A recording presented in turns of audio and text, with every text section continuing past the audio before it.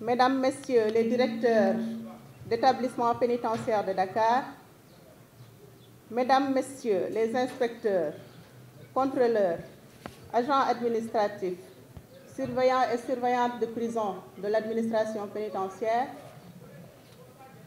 Mesdames, Messieurs les retraités de l'administration pénitentiaire, chers Mesdames et Messieurs, distingués invités, à vos titres, rangs et qualités. Les origines de cette journée s'inscrivent dans un contexte de lutte des femmes au début du XXe siècle pour acquérir des droits déjà accordés aux hommes. Je cite le droit de vote par exemple, pour acquérir de meilleures conditions de travail et l'égalité entre hommes et femmes. Monsieur le directeur général, l'État du Sénégal s'est engagé à mettre fin aux discriminations à l'égard des femmes dans sa Constitution, ainsi que par la ratification des conventions internationales et régionales relatives aux droits de l'homme, dont la Convention relative à l'élimination de toutes les formes de discrimination à l'égard des femmes, CEDEF, et le protocole à la Charte africaine des droits de l'homme et des peuples relatif aux droits des femmes. Je veux citer le protocole de Maputo. Monsieur le directeur général, c'est en 1977 que les Nations Unies ont instauré officiellement cette journée internationale pour les droits des femmes. À côté de ces textes que j'ai cités, il y a le plan émergent du Sénégal qui fait référence à la promotion de la femme. Mais hélas, au XXIe siècle, malgré les progrès réalisés en matière de droits des femmes au cours de ces dernières années, les inégalités entre les sexes persistent. Les femmes continuent d'être aux prises avec de graves inégalités qui font stagner le progrès. Monsieur le directeur général, chers collègues, distingués invités, l'emploi des femmes dans le service pénitentiaire a été décidé au Sénégal en 1971 avec la création du service, répondant ainsi aux missions de surveillance des personnes placées sous main de justice, mais aussi de préparation à la réinsertion sociale. Sur ces rapports, la célébration de cette journée permet de mettre en avant, Monsieur le directeur général, votre personnel pénitentiaire féminin qui bien souvent endosse des responsabilités tant dans le domaine familial que professionnel, mais avec une résilience qui force l'admiration. Monsieur le DG, la célébration de cette journée nous donne l'opportunité d'évaluer les avancées, mais aussi les obstacles en matière de promotion du genre. L'édition 2024 de la Journée internationale des droits des femmes est célébrée sous le thème « Investir en faveur des femmes, accélérer le rythme ». Ce thème nous invite à la diligence et met en lumière l'importance et la nécessité d'agir collectivement pour lever les obstacles sociaux persistants et garantir les droits des femmes dans tous les aspects de la vie et atteindre l'égalité. Mesdames, Messieurs, l'égalité des sexes fait partie de ces sujets transformationnels au même titre que les questions de diversité, d'inclusion, de transformation organisationnelle pour des changements qui vont impacter la société et qui doivent être appréhendés, notamment dans le cadre d'une stratégie d'élimination de toutes les formes de discrimination. À travers les thèmes proposés, ces célébrations doivent être dès lors des occasions de montrer la présence agissante des femmes dans la gestion des établissements pénitentiaires et nous conduire naturellement à nous interroger sur les défis auxquels nous, personnels pénitentiaires, sommes confrontés dans l'accomplissement de la double mission de sécurité et de préparation à la réinsertion sociale qui nous est confiée. Voilà, chères sœurs, un exercice qui pourrait nous aider à montrer notre contribution dans la réalisation des objectifs précités, mais aussi à poursuivre les efforts entamés et à faire face à ces obstacles qui se dressent devant nous et nous empêchent de nous hisser très haut. Chers collègues, réussir en tant que femme impose une certaine forme de rigueur, compte tenu des habitudes du passé. Dès lors, nous devons combattre certains schémas mentaux hérités de ce passé. Cela veut dire que nous devons apprendre des choses utiles, pour nous, bien sûr, mais pour notre travail. Nous devons les appliquer immédiatement à des situations réelles. Nous devons les optimiser, nous devons les améliorer et nous devons aussi affiner nos compétences. Oui, nous savons par expérience que les tentations qui sont les nôtres nous poussent toujours à tomber dans le piège de la stagnation.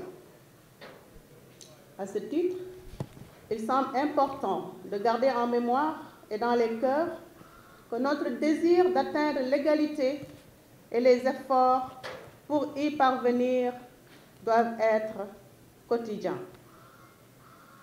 Chères sœurs, nous avons besoin d'un engagement transformateur pour relever les défis sans précédent auxquels nous restons confrontés. Nous devons mener un combat contre toutes les réalités qui nous éloignent de l'égalité, tous les obstacles qui nous empêchent d'aller de l'avant. Je me permettrai de citer parmi ces obstacles les retards, l'absentéisme. Je voudrais aussi citer notre présence dans les réseaux sociaux. Oui, nous en avons les moyens et nous pouvons le faire. Chères sœurs, ce combat doit être mené contre notre tiédeur dans l'engagement. Cette tiédeur qui est perceptible par le fait que nous n'aimons pas toujours aller au front. Cette tiédeur qui fait que nous exprimons des préférences sur des postes. Nous ne voulons pas servir dans certains locaux, dans certains lieux plutôt. Cette tiédeur qui fait que nous nous dérobons des fois des services de nuit alors que nous sommes appelés à travailler H24.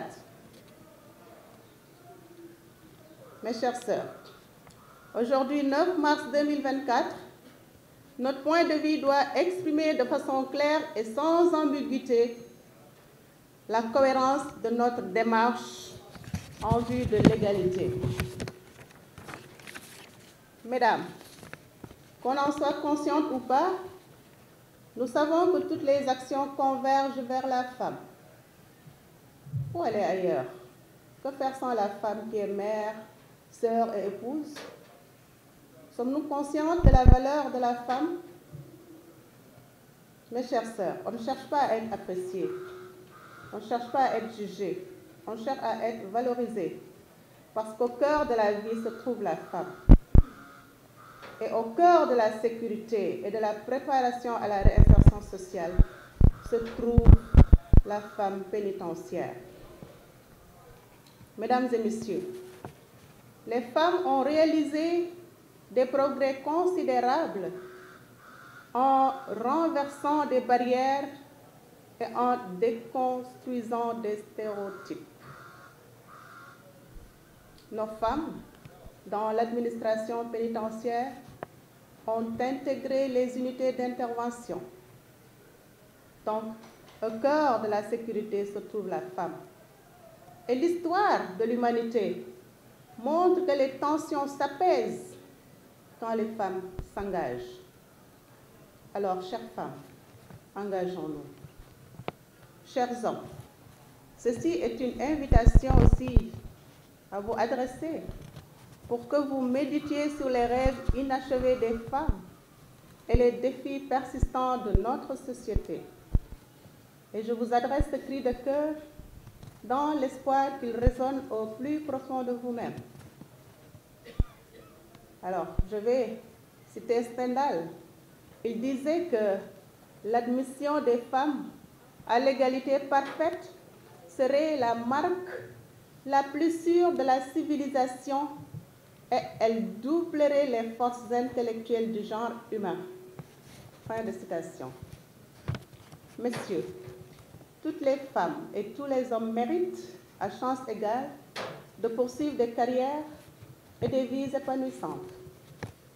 Pour cela, il faut mettre en place des structures visant à les aider à réaliser leur potentiel pour provoquer un véritable changement. L'accompagnement au changement joue un rôle clé dans la réussite des femmes, Monsieur le Directeur général. Il est donc essentiel, sur des sujets sociétaux aussi complexes que la gestion des établissements pénitentiaires. Le but est de rééquilibrer les inégalités qui persistent dans notre société, pas seulement au niveau de l'administration pénitentiaire, mais qui empêchent de trouver un juste équilibre entre les femmes et les hommes au niveau des postes de responsabilité. Il convient dès lors de nous accompagner, Monsieur le Directeur général, et de nous permettre de cultiver notre leadership en créant un climat permettant à chaque femme de disposer des compétences nécessaires et de les exercer au même titre que les hommes. Oui, on entend de plus en plus que l'égalité totale entre les sexes sera le garant d'une économie plus forte, d'une nation plus et par conséquent plus sécurisée. Nous restons convaincus que la réalisation de l'égalité des sexes reste le principal défi en matière de gestion de la sécurité tout entière. Dans cette institution que vous dirigez, Monsieur le Directeur général, investir en faveur des femmes est un impératif pour les droits humains et la clé de voûte d'une société pacifique, comme je le disais tantôt. D'une société inclusive aussi, car c'est la question de la gestion des émotions, de l'empathie et de l'écoute active. Ces soft skills qui permettent de mieux percevoir les émotions, de les comprendre et de les réguler chez les personnes qui nous sont confiées. C'est pourquoi, Monsieur le Directeur général, vous devez poursuivre votre action. Vous vous êtes engagé dans cette dynamique. Et Monsieur le Directeur général, nous vous demandons de recruter plus de femmes. Monsieur le Directeur général, accompagnez votre personnel féminin, employez-les plus dans les rôles de leadership. Entretenez le concept d'intersectionnalité. Monsieur le Directeur général, aidez-nous à améliorer nos conditions de travail. Aidez-nous à entretenir nos grossesses dans de meilleurs environnements de travail.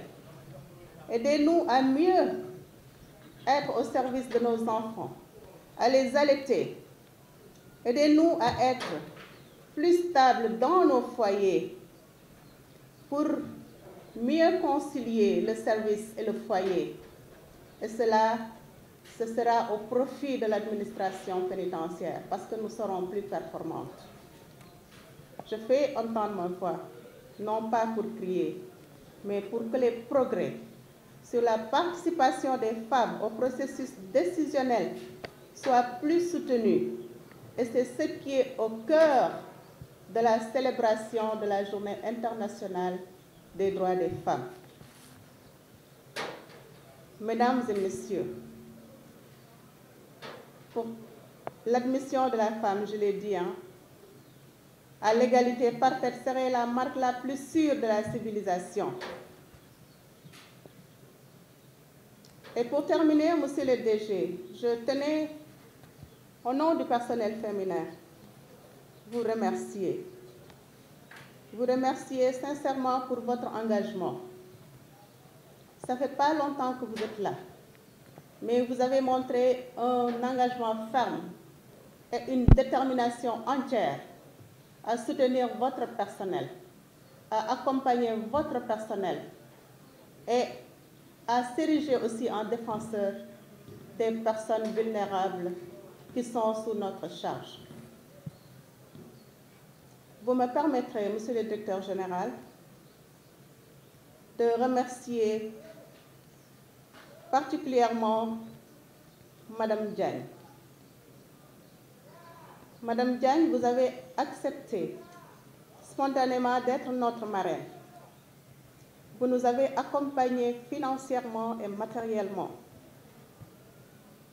Soyez donc remerciés et infiniment remerciés. Continuez aussi à accompagner et à soutenir M.